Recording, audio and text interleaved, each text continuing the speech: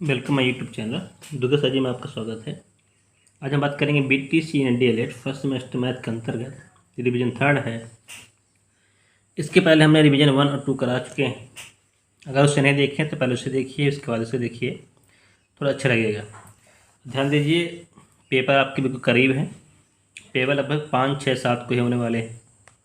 ठीक है, तो लगभग से एडमिट कार्ड भी हो सकता है आज आपको मिल जाए। विद्यालय में जाकर पता कर लीजिएगा। एडमिट कार्ड लगभग आ गए होंगे आपके पास। ठीक है, एडमिट कार्ड विद्यालय से ही मिलेगा। ठीक है, पेपर आपका 3 और 4, 5 का पेपर है, ध्यान दीजिएगा। ठीक है, तो अब बात टाइम नहीं है आपके पास। चलिए, अब हो सकता है हम आपको एक संस्कृत का मॉडल पेपर लेकर आए हैं, वो रेडी हो रहा है। हो सकता है शाम तक या कल सुबह तक वीडियो आपको मिल जाए। शुरू करते हैं रिवीजन थर्ड में पहला क्वेश्चन।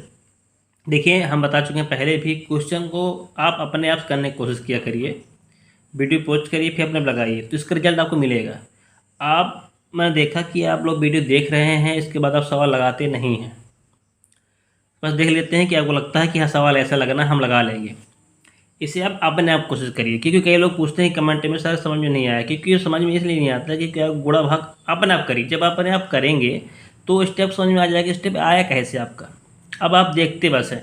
ठीक है, गुणा भाग देखिए, आप फर्स्ट सेमेस्टर में, सेकंड थर्ड सेमेस्टर में जाएंगे, फोर्थ सेमेस्टर में जाएंगे, तो ये समस्याएं आपके लिए बहुत जटिल हो जाएंगी, कठिन हो जाएंगी।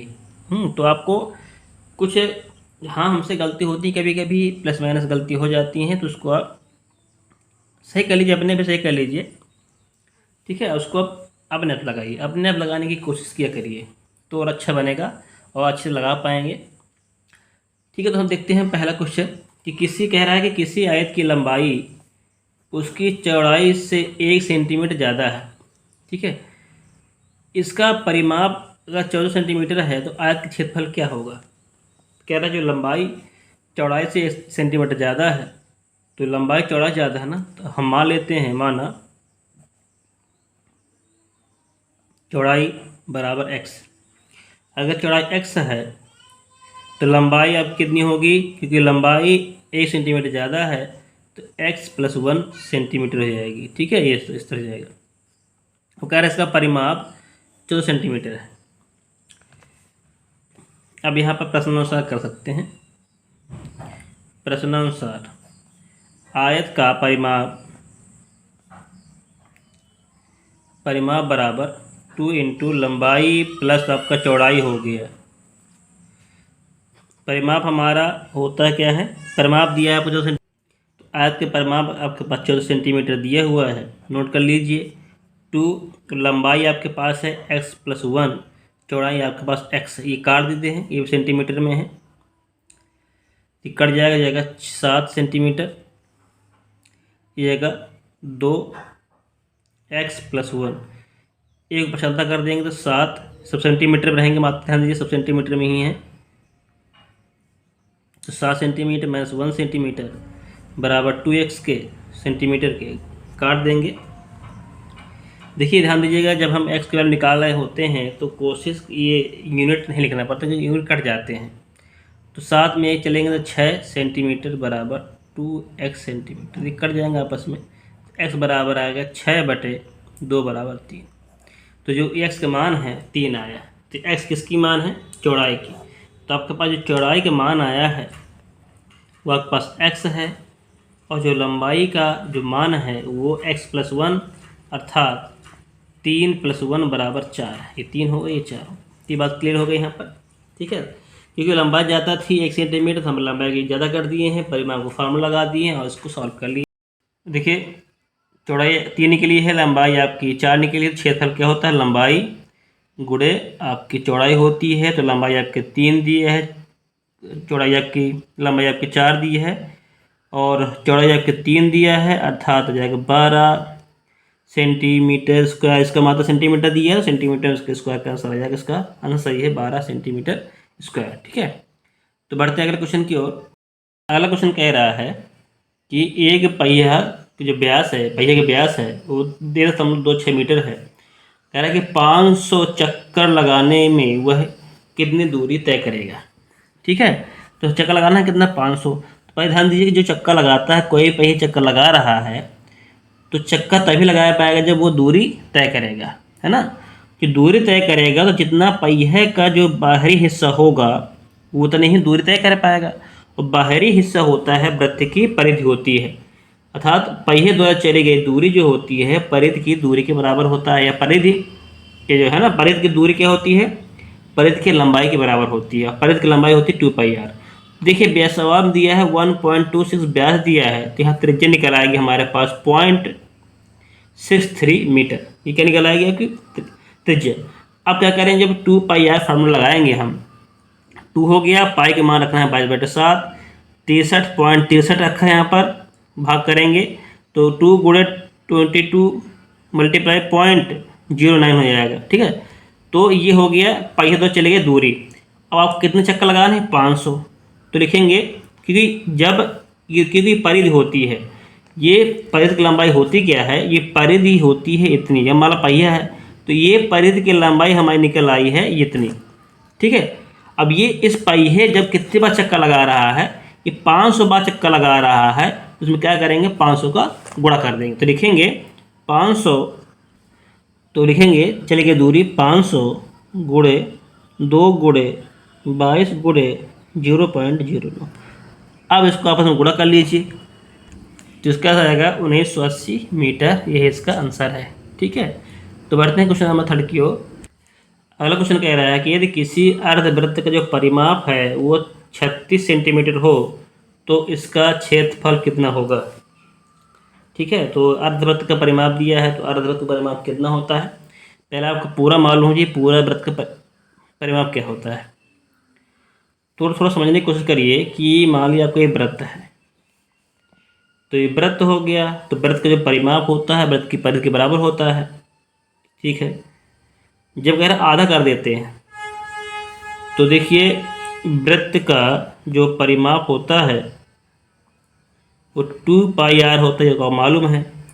लेकिन जब वृत्त आधा हो जाएगा तो यहाँ तक जो परिमाप निकलेगा, यहाँ तक का, देखिए यहाँ तक का, तो इसका परिमाप हो जाएगा πr। तो अब लिखेंगे, थोड़ा समझते हैं यहाँ पर अर्ध वृत्त का परिमाप कैसे निकालते हैं। देखिए मैंने बताया था कि परिमाप हमेशा सब दूरी को जोड़ लेते हैं तो ऐसा निकाल आता है। जब ये वृत्त कट जाएगा तो ये से हट जाएगा, यहाँ से हटेगा नहीं हटेगा। अब ये यहाँ से दूरी कितनी r, यहाँ से दूरी कितनी r, और ये जब पूरा 2πr था तो यहाँ से यहाँ तक कितना हो जाएगा πr होगा नहीं होगा, क्योंकि 2 देखो πr इतना हो गया, πr ये हो गया, तो सूत्र बनता है 2πr। जब आधा निकाल दोगे तो क्या बचेगा हमारे पास πr। तो यहाँ तक की दूरी हुई πr प्लस, और यहाँ से यहाँ तक दूरी हुई r, और r अर्थात 2r। एक व्यास तो है, व्यास क्या होता है 2r के बराबर होती है, ठीक है। तो आप इस तरह कर सकते हैं। तो यहाँ देखिए दोनों में r कॉमन है, तो r आप बाहर निकाल सकते हैं यहाँ से, तो पाई प्लस 2 रख लीजिए, ठीक है, रख सकते हैं। अब परिमाप दिया हमारे पास 36 सेंटीमीटर, चलिए सेंटीमीटर रख लेते हैं। तो 36 बराबर r, पाई का मान रखते हैं यहाँ पर 5/7 रख दीजिए, बटे प्लस 2 कर दीजिए, सॉल्व कर लीजिए। तो 7 दूने 14, 14 में 22 जोड़ दीजिए, तो जाएगा 36 बराबर r गुणे। तो मैंने इस तरह सवाल लगाना सिखाया है। तो पहले गुणा करते हैं, तो 7 दूने 14, फिर ऊपर वाले जोड़ देते हैं, तो 7 दूने 14, 14 में 22 जोड़ेंगे तो 36 आ जाएगा, बट यहाँ पर 1 कर लीजिए। अब कर दीजिए क्रॉस मल्टीप्लाई, तो 7 गुणा करें 36 में, तो 36 गुणे 7 बराबर r गुणे 36, क्योंकि r 1 गुणा करने पर वही आता है। तो यहाँ 36 कट जाएगा, तो त्रिज्या r का मान निकल आएगा 7 सेंटीमीटर, ठीक है। सूत्र में क्या निकालना, क्षेत्रफल निकालना है। तो क्षेत्रफल होता है एरिया बराबर होता है वृत्त का। अब देखिए ध्यान दीजिए थोड़ा सा, ये क्षेत्रफल है, ये पहले वृत्त अर्धवृत्त है ना, तो अर्धवृत्त का क्षेत्रफल निकाला जाएगा। तो यहाँ हम लिखेंगे, हम अर्धवृत्त लिखिए, यहाँ लिख दीजिएगा अर्धवृत्त, जरूर लिख दीजिएगा अर्धवृत्त। अर्धवृत्त क्षेत्रफल होता है, देखिए πr²/2 होता है। देखिए पूरा जो होता है वो क्या होता है, πr² होता है पूरे का। अब आपको आधे का निकालना, 2 का भाग कर देना है बस, है ना। तो पूरे वृत्त क्षेत्रफल होता है πr², आधे का हुआ πr²/2, ठीक है। चलिए रख दीजिए वैल्यू। पाई का मान होता है 22/7 रख दीजिए, गुणे r हमारे पास दिया 7, r कितने दिया 7, तो r² मतलब 7 का 2 बार गुणा, और बड़ा कितना लगा है? 2 लगा है यहाँ पर। ठीक है, तो काट लीजिए, 7 7 कट जाएगा, 2 से 11 का नाम 11 और 11 सत्ते 77। क्षेत्रफल आ गया 77 सेंटीमीटर स्क्वायर, ये इसका आंसर है। देखिए हमने क्या किया, पहले यहाँ पर अर्धवृत्त दिया, तो हमने अर्धवृत्त सूत्र होता है, अगर याद भी कर सकते हैं, अगर आपको नहीं बनाना आता तो सूत्र याद कर लीजिए, त्रिज्या पाई, या तो इस तरह बना लीजिए, अगर त्रिज्या हो जाएगी पाई प्लस 2, अब पाई का मान बाई बाई 7। तो यहाँ पर ये भी लिख सकते हैं कि अर्धवृत्त का जो परिमाप होता है वो 36/7 आर के बराबर होता है। ध्यान दीजिएगा, 36/7 आर के बराबर होता है, क्योंकि हमने निकाला है यहाँ पर, देखिए ये ध्यान दीजिएगा कि हमने पाई का मान रखा 22/7, जब हमने 22/7 रखा था हमको 36/7 मिल गया। तो यही तो पूरा सॉल्व कर रहे हैं। तो अगर हम अर्धवृत्त का परिमाप पूछता है 36/7 लिख कर भी आप काम चला सकते हैं। ठीक है, तो ये रहा, फिर त्रिज्या निकाल आती है, त्रिज्या से हम क्षेत्रफल निकाल लेते हैं। तो बढ़ते हैं अगले क्वेश्चन की ओर।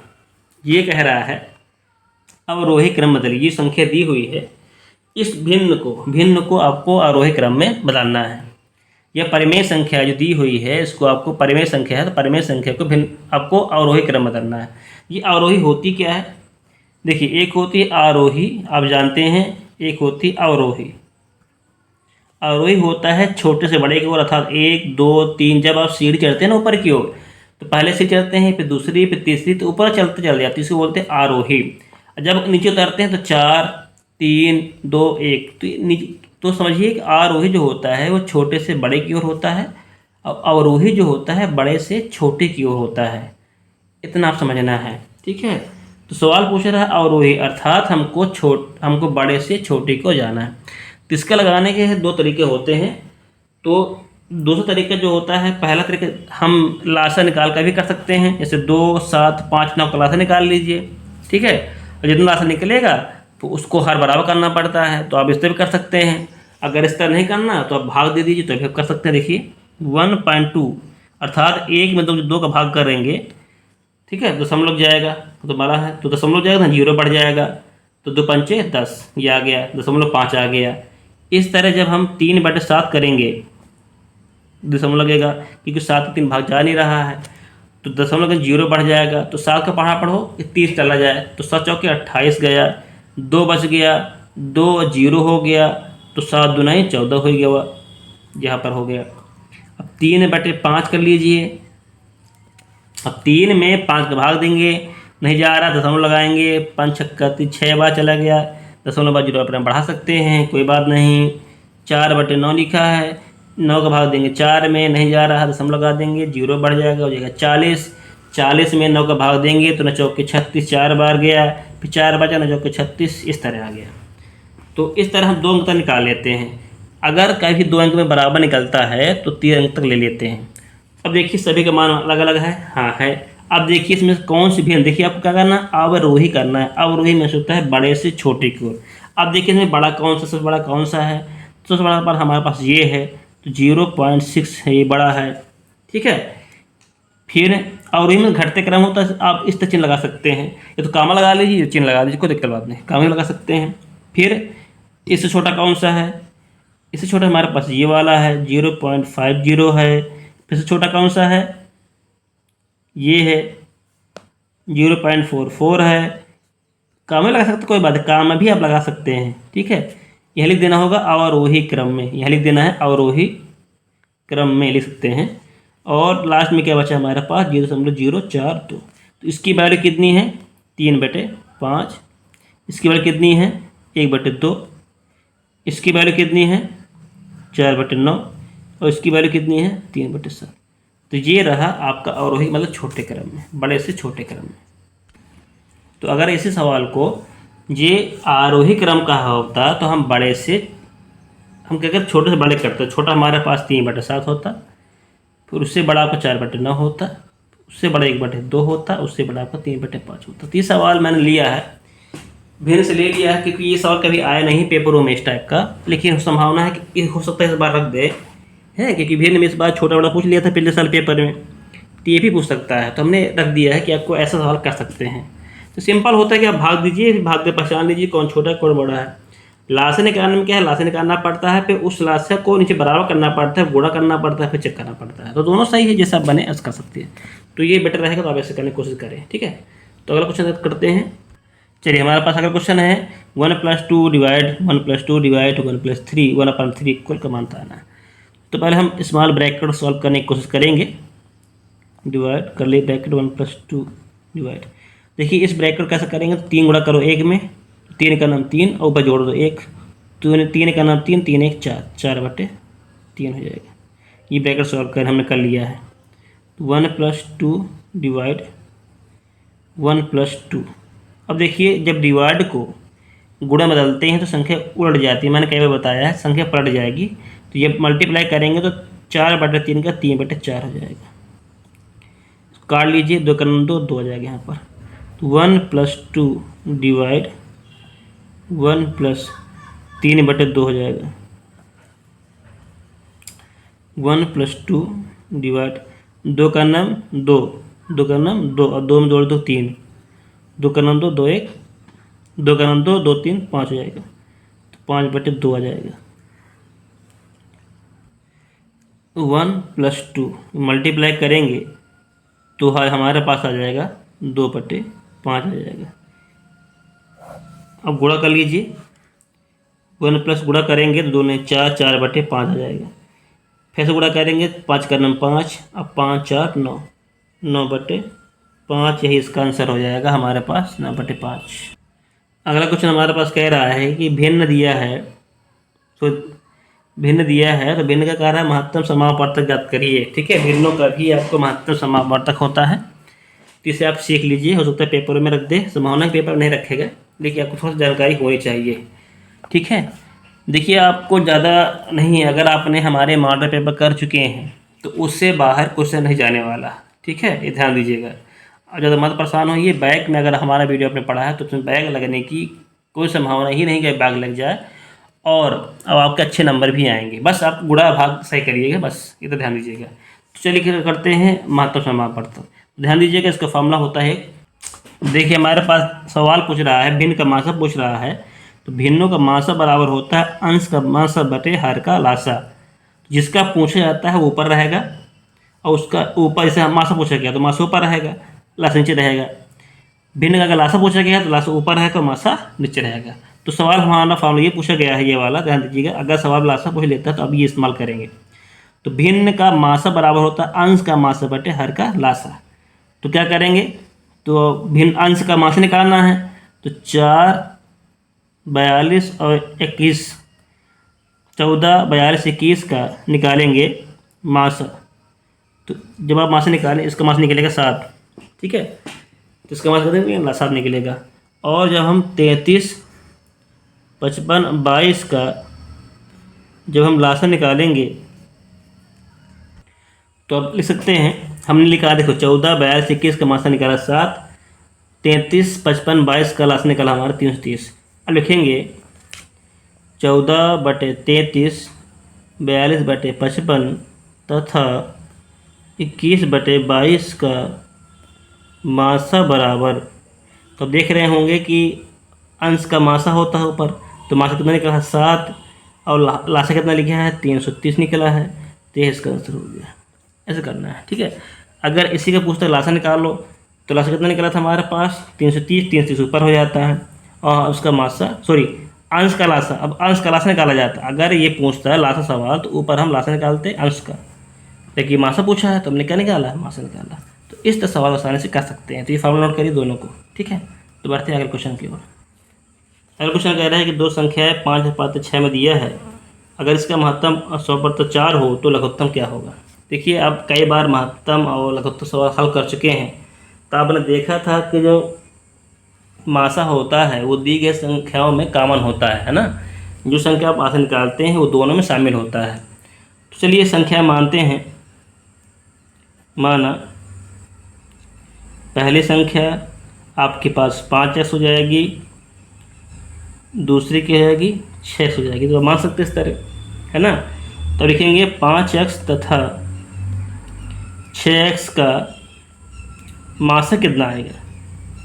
दिमाग लगाइए, 5x और 6 का मासा क्या आएगा। अब देखो दोनों में कॉमन क्या है, तो x कॉमन है कि नहीं कॉमन, तो x ही आपका मासा निकाला आएगा। तो यहाँ पर निकला मासा x, तो वहाँ क्या निकला 4, तो लिखेंगे आता है एक्स बराबर क्या आएगा 4, क्योंकि ये दी गई संख्याओं का मासा 4 है और दी गई संख्याओं का मासा x निकला है, तो x बराबर 4 के हो जाएगा। तो x बराबर निकला 4 निकला है, ठीक है। तो अब क्या करेंगे, जब x का मान 4 रखा तो उसमें रख दीजिए, तो जो पहली संख्या हो जाएगी हमारी, पहली संख्या बराबर हो जाएगी 5 गुणे 4 बराबर 20, और दूसरी जो हो जाएगी वो 6 गुणे 4 बराबर 24। अब क्या करना है, 20 और 24 क्या निकालना है, आपको लासा निकाल लेना है, ठीक है। लासा निकाल लीजिए। तो लासा कैसे निकालेंगे, मैं बता चुका हूँ पहले भी, 20 24, ठीक है। 2 दहम 20, 12 24, 2 से करेंगे 2 5 10, 2 6 12, 2 से करेंगे 5 3, फिर 3 से करेंगे, फिर 5 से करेंगे, बस इतना आंसर आ जाएगा। इस तरह कर सकते, तो इसका लासा निकला 2 गुणे 2 गुणे 2 गुणे 2, ये आप कर सकते हैं, आप कई बार कर चुके हैं इसको, ठीक है। इसमें करने की कोई नहीं, आप कर लेंगे आसानी से। तो जो गुणा करेंगे तो इसका आंसर आएगा 120, ठीक है। तो 120 इसका दो संख्याओं का आपका लासा होता है। तो इस तरह संख्या आप आसानी से निकाल सकते हैं। पहले हमने क्या किया, 2 संख्या मानी 5x और 6x, फिर 5x 6x का क्या निकाला, हमने मासा निकाला। तो 5x 6x का मासा निकलेगा x, क्योंकि जो 5x होता है वो 5 गुणे x होता है, और 6x होता है 6 गुणे x होता है। जब मासा निकालते हैं, जो दोनों कॉमन होता है वह उसका क्या होता है, मासा होता है। अपने मासा चैप्टर पढ़ाया है इसे, ठीक है। तो मासा निकला है हमारे पास x, और इस संख्याओं का मासा x है, और सवाल में दिया है 4, तो x बराबर 4 हो जाएगा। तो पहली संख्या 20 हो जाएगी, दूसरी आपकी जो कि 24 हो जाएगी। तो 20 24 निकालने लासा, आंसर हो जाएगा 120, ठीक है। चलिए अगला क्वेश्चन करते हैं। कह रहा है कि ए और बी एक सीधी रेखा है, ये ए और बी सीधी रेखा है, देखिए। तो कह रहा है x अनुपात y अनुपात जड़ है, का मान दिया है 5 4 6 हो, तो y का मान ज्ञात करना है। तो कैसे ज्ञात करेंगे, ठीक है। तो आपको मालूम है जब कोई रेखा सीधी होती है तो वहाँ पर उसका जो मान होता है वो 180 डिग्री होता है, चाहे वो एक खंड बटे कोण, चाहे 2 खंड बटे, चाहे 3 खंड बटे। अगर 3 खंड बच रहा है, तीनों का योग होगा 180। अगर 2 खंड बांटा है, 2 कोणों का योग 180 होगा। अगर 4 भाग किए गए, 4 भागों का योग 180 होगा, क्योंकि सीधी रेखा है। सीधी रेखा में कैसे कोण बन सकते हैं, ठीक है। तो ये अनुपात दिया है कि x अनुपात y अनुपात जड़ का मान दिया है 5 अनुपात 4 अनुपात 6 दिया है। इसको मानना पड़ेगा। तो x बराबर हो जाएगा 5a, y बराबर हो जाएगा 4a, और z बराबर हो जाएगा 6a के। ये आपको मान सकते हैं, ठीक है। इसे आसानी से मान लीजिए, सवाल हल हो जाएगा। अब हम क्या करेंगे, आपको जानते हैं कि ए और बी एक सीधी रेखा पर है, आता है।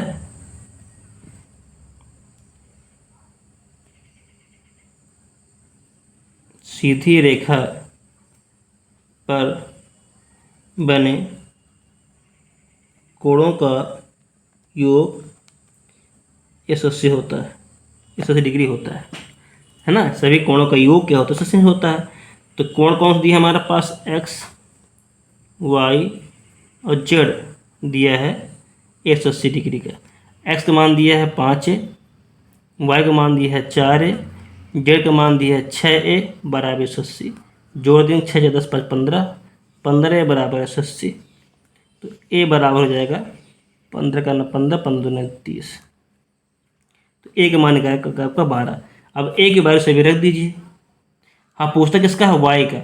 और y हमारा क्या है, y बराबर आपका 4a है। तो 4 गुणे 12 कर दीजिए, a का मान 12 है, तो 12 चौक 48, ये इसका आंसर हो जाएगा, ठीक है। तो y का मान हमारा 48 निकला। तो क्या करना पड़ता है, जो रेशियो में होता है, रेशियो का एक वैल्यू मानते हैं, क्योंकि x y z पहले से रखा है तो यहाँ पर अलग से मानेंगे, a हमने मान लिया। फिर आपको मालूम है कि a सीधी रेखा पर बनता है 180 कोण, तो सभी को हमने जोड़ दिया तो कोण हो गया 180 डिग्री का। फिर इसकी वैल्यू हमने रख दिया, फिर a का मान निकाल लिया, y का मान निकालना था, y बराबर 4a है, उसको सॉल्व कर लिया तो आंसर आया 48 अंश का, ठीक है। तो बढ़ते हैं अगले क्वेश्चन की ओर। अगला क्वेश्चन कह रहा है कि यदि एक साइकिल के पहिए में 36 सममित तीलियां हो तो दो आसन्न तीलियों के बीच का कोण कितना होगा। देखिए ये साइकिल का पहिया होता है, इसमें आपको तीली लगी होती हैं, 36 तीली लगी हैं। ये कह रहा है कि 36 तीली लगी हैं और सममित में होता है कि समान रूप से तीलियाँ क्या समान दूरियाँ होनी चाहिए तीलियों की, वैसे होती भी हैं। ठीक है, तो कह रहा है कि जो तीलियों के बीच में कोण बनता है दो आसन तीलियों, मतलब दो आसन में साथ साथ लगी तीलियों के बीच यहाँ पर कितने का कोण बनेगा। ठीक है, तो पहले आप बताइए कि एक बिंदु पर कितने कोण बनता है। तो आप पता है कि एक बिंदु बनता है 360 अंश का।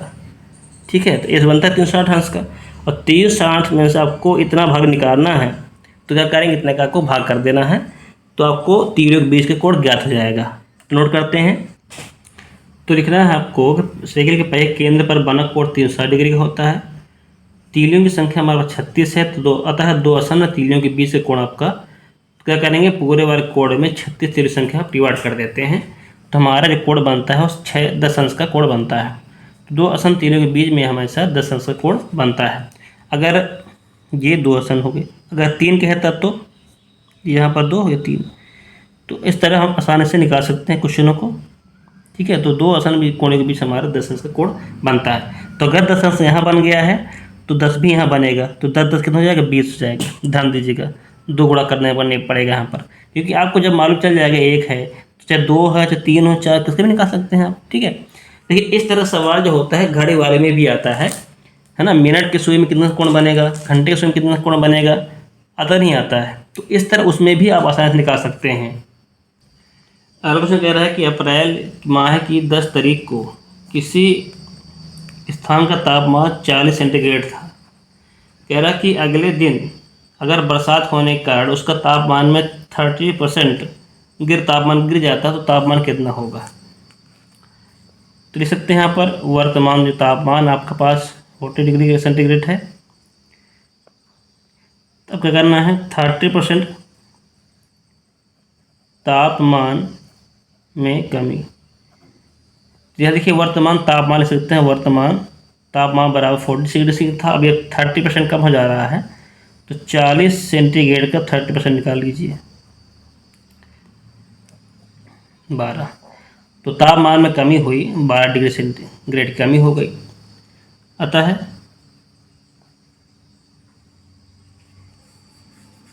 यहाँ पर वर्तमान मत करिएगा क्योंकि वर्तमान अब निकाल रहे हैं। ठीक है, अब तापमान कितना होगा, तो अब ये यहाँ पर वर्तमान होगा, यहाँ पर आप 10 70 कर लीजिए, है ना। पूर्व तापमान कर लीजिए, पूर्व का तापमान अतः वर्तमान तापमान बराबर हो जाएगा 40 सेंटीग्रेड माइनस 12 सेंटीग्रेड बराबर हो जाएगा 28 सेंटीग्रेड। ठीक है, तो अप्रैल माह की 10 तारीख का तो तापमान था 40 डिग्री ग्रेड था, अतः 11 तारीख का था, 11 तारीख यहाँ 11 तारीख भी कर सकते हैं और वर्तमान भी कर सकते हैं। अब तापमान कितना हो जाएगा, तो तापमान आपका 28 सेंटीग्रेड हो जाएगा, क्योंकि इसमें 30% कम हो जाता है ना, 30% की तापमान कमी होती है, तो तापमान कमी होती है मतलब 12 सेंटीमीटर कमी हो जाती है, तो बचा 28 सेंटीग्रेड का। चलिए अगला क्वेश्चन कर लेते हैं। ये कह रहा है कि एक खंभा 16 मीटर लंबा है, इसका 40% लाल है, 25% आपका काला है, तो शेष % रंगा गया है, पीला रंगा है, तो पीला हुआ रंग का भाग कितना होगा, है ना। तो इसको बताना है कि 16 मीटर में पीला हुआ रंग भाग कितना है। ठीक है, जिसको हम बिल्कुल सिंपल तरीके लगा सकते हैं। पहले नोट कर लीजिए कि इसका जो लाल भाग है वो 40% है और काला भाग अब 25% है, तो शेष भाग जो बचेगा 100 में आपको दोनों को घटा देना है, क्योंकि जो परसेंटेज होता है 100 में निकाला जाता है। तो अगर 100% में 40 भाग काला है, लाल है और 25% काला है, तो 100% कितना बचा, 35% बचा, नहीं बचा। जो शेष भाग पीला है वो आपका 35% बचा, तो पीला रंगा हुआ खंभे का जो भाग होगा 16 गुणे हो जाएगा 35%। तो सॉल्व कर लीजिए, 16 गुणे 35/100। ठीक है, तो काट लीजिए, 5 7 35, 5 दूनी 10 और 4 का 4 16, 4 पंचे 20, तो जाएगा 28, 28/5 जाएगा 5.6। 5.6 मीटर जो है पीले रंग भाग रंगा हुआ है। ठीक है, 5.6 भाग उस पीले रंग से रंगा गया है। तो बढ़ते अगले क्वेश्चन की ओर। अगला सवाल कह रहा है कि माता प्रसाद ने साधन सहकारी समिति से 5 बोरी यूरिया खरीदी है, जो 230 रुपये प्रति बोरी, मतलब एक बोरी की जो कीमत 230 रुपये है, तो 5 बोरी जब निकालो तो गुणा कर दोगे। ठीक है, चलो ठीक है। 12% वास्तविक दर से ऋण लिया है, उसे वर्ष के अंत में कितना देना होगा। देखिए, जब कोई चीज़ उधार ली जाती है ना, तो आप जब वापस देंगे तो मूलधन और साथ में ब्याज, है ना, दोनों पैसा को देना पड़ेगा। तो पहले आप मूलधन तो निकल आएगा, तो आप पहले ब्याज निकालिए। अब ब्याज निकालने के बाद मूलधन जोड़ दीजिए। तो आपने बोरी कितनी ली है? 5। यहाँ निकालना पड़ेगा 5 बोरियों का मूल बराबर 5 गुणे 230 रुपये।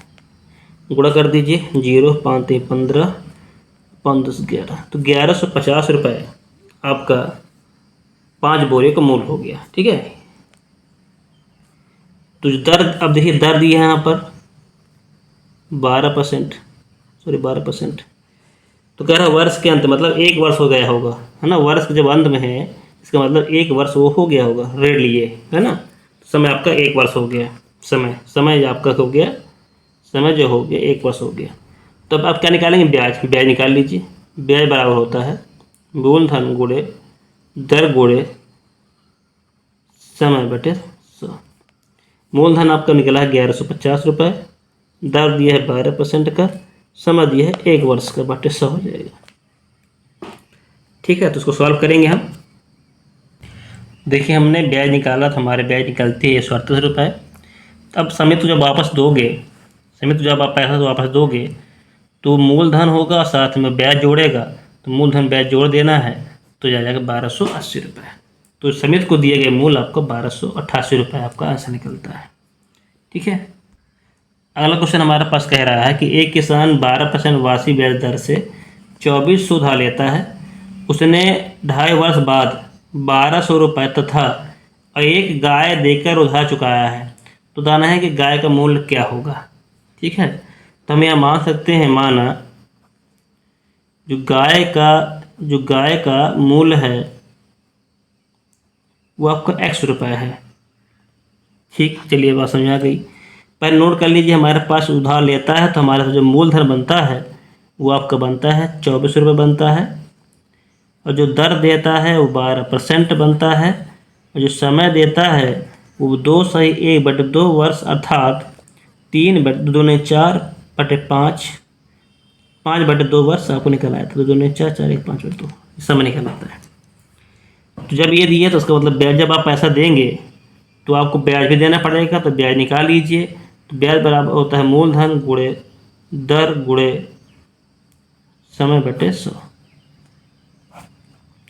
मूलधन दिया है 2400, दर दिया है 12, समय दिया है 5।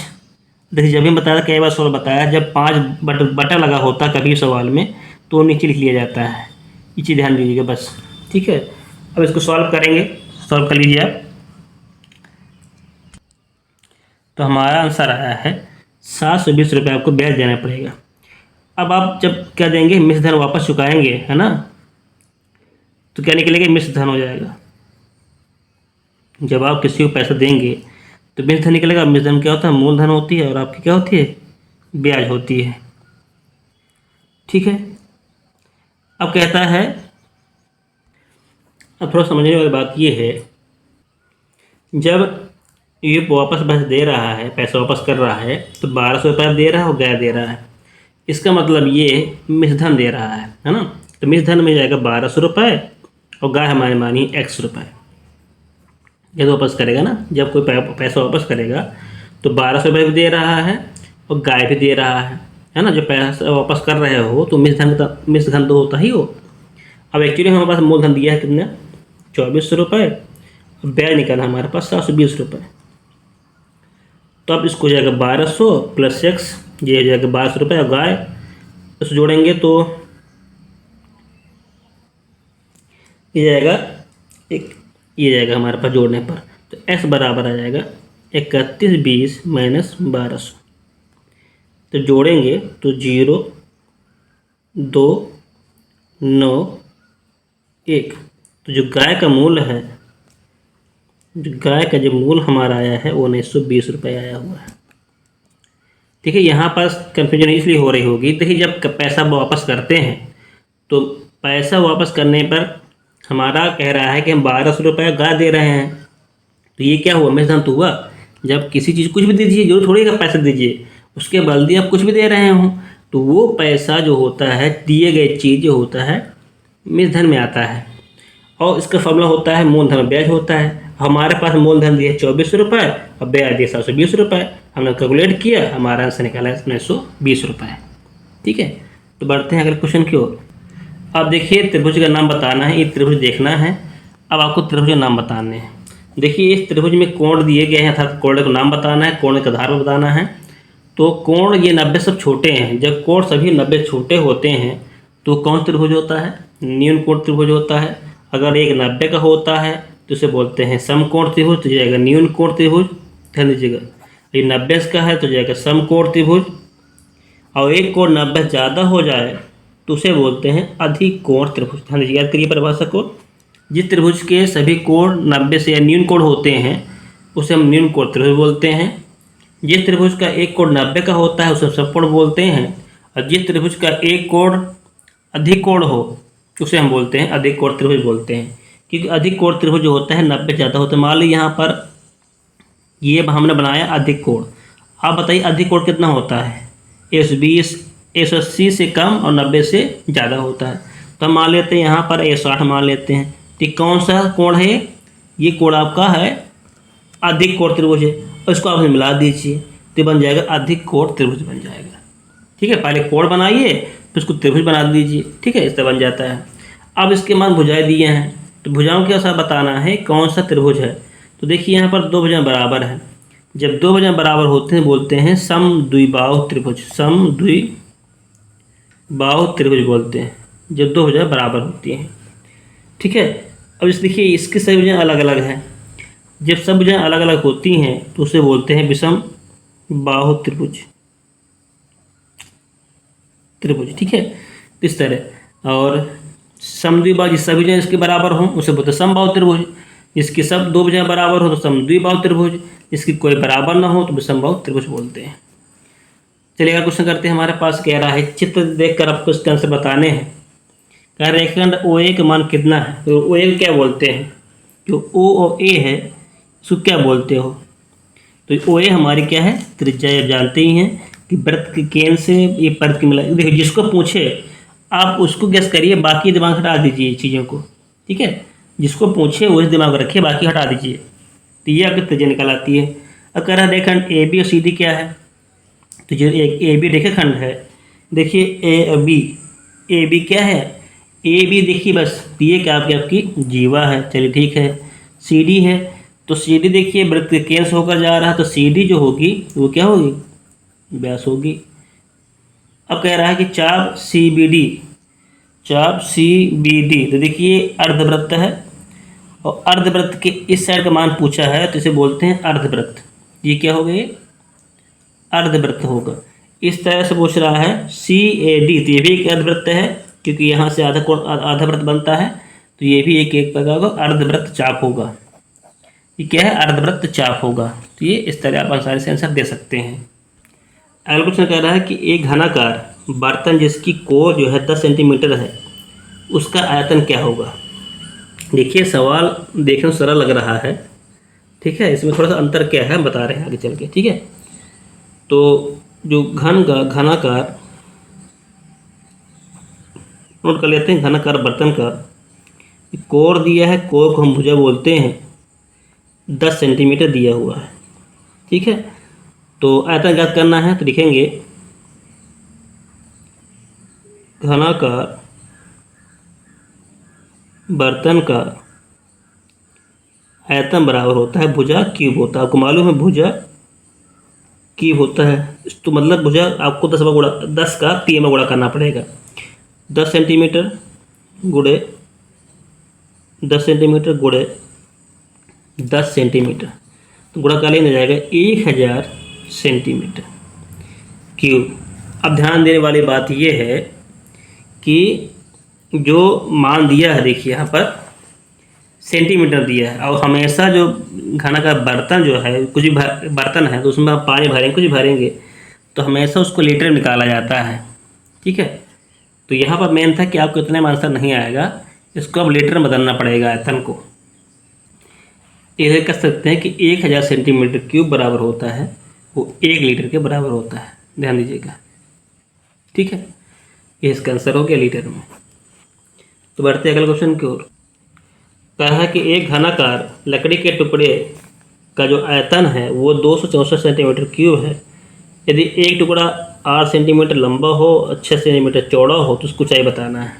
ठीक है, देखिए आपको मालूम घनाकार लकड़ी जो आयतन होता है वो लंबाई गुणे चौड़ाई गुणे ऊंचाई होता है।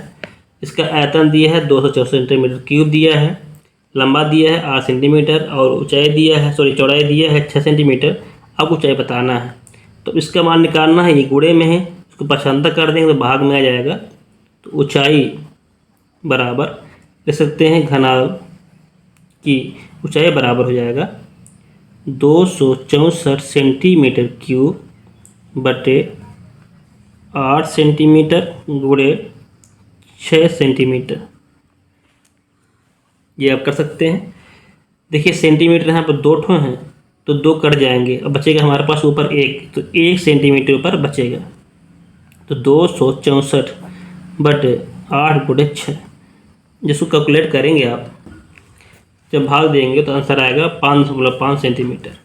ठीक है, इसका ही आंसर हो गया। तो बढ़ते अगले क्वेश्चन की ओर। एक चीज़ ध्यान दीजिएगा, इसमें हमने जितने प्रैक्टिस सेट करवाए हैं उसमें हमने पिक्टोग्राफ, पाइग्राफ, बार ग्राफ को नहीं बताया है। ये ध्यान दीजिएगा, मैंने इसकी वीडियो बता चुका हूँ। इससे 2 नंबर क्वेश्चन पूछे जाते हैं और इस साल भी 2 नंबर के सवाल पूछे जाएंगे, तो इसे आप ज़रूर पढ़ लें। ठीक है, इसे ज़रूर पढ़ के जाएं, पेपरों में 2 नंबर का इनमें से रखा हुआ है। ठीक है, तो ये रहे हमारे 18 क्वेश्चन। तो अगर आपको किसी प्रकार का डाउट हो रहा है आगे चल के क्वेश्चनों में, तो हमें कमेंट में ज़रूर बताइए कि हमको इस टॉपिक में और पढ़ा दीजिए, ये सवाल समझ में नहीं आ रहे हैं। ठीक है, तो हम उसका अलग वीडियो लेकर आ जाएंगे। ठीक है, तो अगर वीडियो अच्छा लगा हो तो लाइक करेंगे और लाइक के साथ सब्सक्राइब जरूर करेंगे और शेयर जरूर करेंगे। ठीक है, जिससे हमारा चैनल भी आगे बढ़े और आपके लिए अच्छी वीडियो हम ला पाएँ। तो वीडियो देखने के लिए आपके लिए धन्यवाद, थैंक यू।